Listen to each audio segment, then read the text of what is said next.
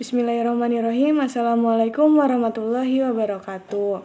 Nama saya Dina Mutia dari jurusan Pendidikan Islam Anak Usia Dini, Fakultas Tarbiyah dan Keguruan, UIN Sunan Gunung Jati Bandung, dengan nomor induk mahasiswa 1192100018. Di sini saya akan menjelaskan tentang tugas perkembangan anak usia dini sebagai peserta didik RA dan faktor-faktor yang mempengaruhi tugas perkembangan anak usia dini sebagai peserta didik.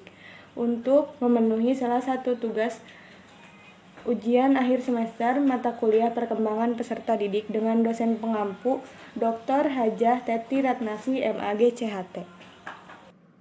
Pengertian tugas perkembangan anak usia dini sebagai peserta didik di RA. Menurut Happighurst 1961 mengatakan bahwa tugas-tugas perkembangan anak usia dini yaitu sebagai tugas yang muncul pada periode tertentu dalam rentang waktu kehidupan individu, yang apabila tugas itu dapat berhasil dituntaskan akan membawa kebahagiaan dan kesuksesan dalam menuntaskan tugas berikutnya. Sementara apabila gagal, maka akan menyebabkan ketidakbahagiaan pada diri individu yang bersangkutan, menimbulkan penolakan masyarakat, dan kesulitan dalam menuntaskan tugas-tugas berikutnya. Yang selanjutnya, tugas perkembangan anak usia dini sebagai peserta didik di RA. Tugas perkembangan anak usia dini dimulai dari 2 tahun sampai dengan 13 tahun. Usia kanak-kanak dibagi menjadi 2 periode, yaitu usia prasekolah dan usia sekolah.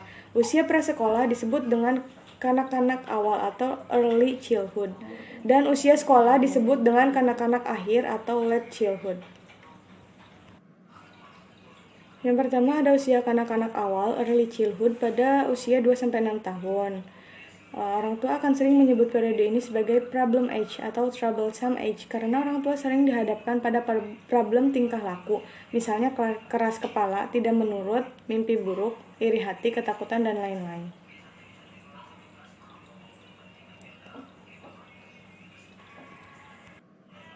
Jadi dapat disimpulkan bahwa ciri-ciri dari kanak-kanak awal yaitu menurut orang tua masa kanak-kanak awal merupakan masa yang mengandung masalah atau usia sulit, masa bermain. Menurut pendidik, masa kanak-kanak awal merupakan masa atau usia prasekolah atau preschool age. Menurut psikolog, masa kanak-kanak awal merupakan masa negatif, masa usia belajar berkelompok, masa menjelajah, masa bertanya, masa meniru, masa kreatif.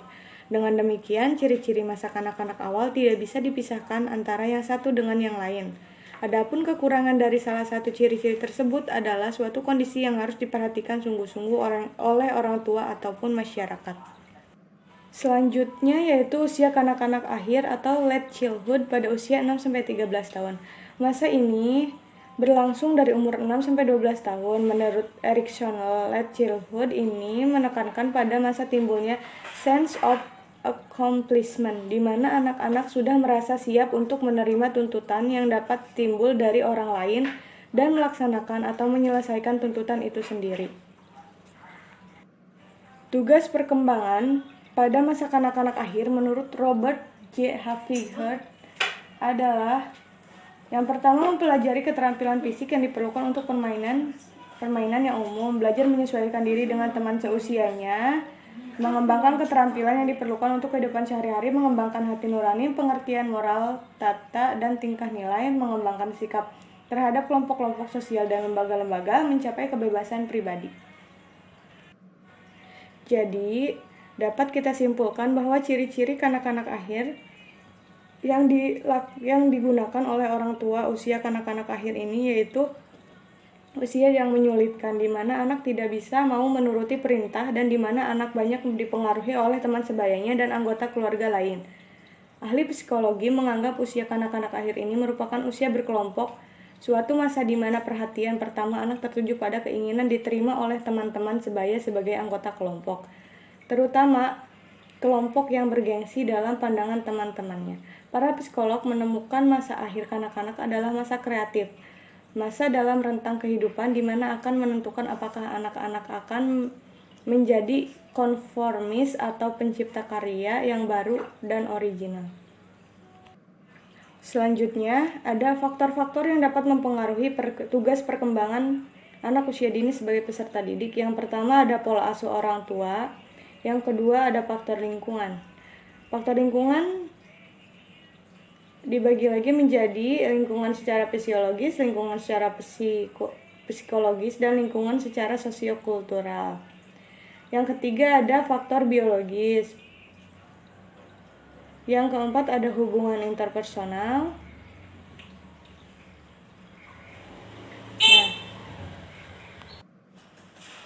yang dimaksud pola asuh orang tua yaitu pola asuh merupakan suatu cara terbaik yang dapat ditempuh oleh setiap orang tua dan mendidik anak-anaknya sebagai perwujudan dari rasa tanggung jawab kepada anak-anaknya. Orang tua memiliki tanggung jawab yang paling penting dan paling besar terhadap perkembangan anak-anaknya. Orang tua juga bisa menciptakan suasana yang kondusif untuk mewujudkan pola asuh anak yang baik. Yang kedua ada faktor lingkungan. Lingkungan memiliki banyak arti yang dapat diartikan secara psikologis, fisiologis, dan sosiokultural. Lingkungan secara fisiologis yang lingkungannya mencakup segala kondisi dan material jasmania di dalam tubuh anak seperti gizi, vitamin, air, zat asam, suhu, sistem saraf, peredaran darah, pernapasan, pencernaan makanan, kelenjar-kelenjar endokrin, sel-sel pertumbuhan, dan kesejahteraan jasmani. Sedangkan secara psikologis itu mencakup segenap stimulasi yang diterima oleh individu mulai dari sejak dalam konsepsi sampai kelahiran. Stimulasi ini diantaranya berupa sifat-sifat gen, selera, keinginan, perasaan, tujuan-tujuan, minat, kebutuhan, kemauan, emosi, dan kapasitas intelektual. Selanjutnya ada lingkungan secara sosiokultural. Faktor lingkungan yang dapat mempengaruhi sosiokultural yaitu lingkungan yang meliputi segenap stimulasi, interaksi, dan kondisi eksternal dalam hubungannya dengan perlakuan ataupun karya orang lain. Pola kehidupan keluarga, pergaulan kelompok, pola kehidupan masyarakat, latihan belajar, pendidikan mengajar, baik di rumah ataupun di sekolah, dan bimbingan penyuluhan. Selanjutnya ada faktor biologis. Secara biologis, jenis kelamin anak laki-laki dan anak perempuan berbeda-beda proses tumbuh kembangnya. Anak yang terlahir dengan berat badan sehat tentunya akan berbeda juga dengan perlakuan anak yang terlahir berbeda dari kondisi normal, baik itu terlalu kecil, besar, bahkan mungkin cacat. Beberapa ibu akan mengalami sakit ringan setelah melahirkan sehingga biasanya akan diasuh oleh orang tua atau keluarga lainnya. Kesehatan anak secara mental dapat dilihat dari seberapa hangat lingkungannya dalam mengasuhnya. Beberapa ibu juga biasanya akan mengalami sakit secara mental Selanjutnya yaitu hubungan interpersonal antara orang tua dan anak sangatlah penting karena mereka akan mempelajari banyak hal melalui sesuatu hal yang lain juga. Kontak mata, senyuman, dan peniruan lainnya yang akan membuat gambaran terhadap anak bagaimana cara berkomunikasi mereka lebih lanjut. Proses perkembangan anak ini akan menjadi semakin kompleks sampai dia mencapai kemampuan untuk dapat berpikir secara simbolis, membangun jembatan ide, menghubungkan perasaan, dan mengembangkan pemahaman tentang bagaimana kehidupan di dunia ini bekerja.